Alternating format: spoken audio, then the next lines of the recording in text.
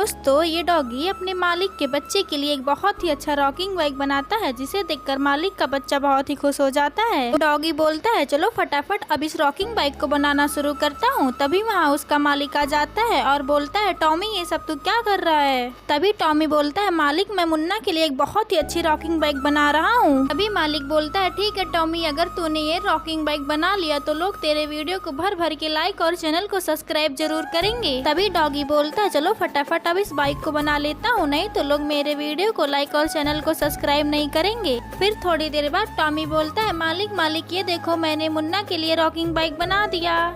फिर मालिक बोलता है अरे वाह टॉमी तूने तो बहुत ही अच्छी बाइक बनाई है। तो दोस्तों इस मेहनती डॉगी के लिए एक लाइक तो बनता है।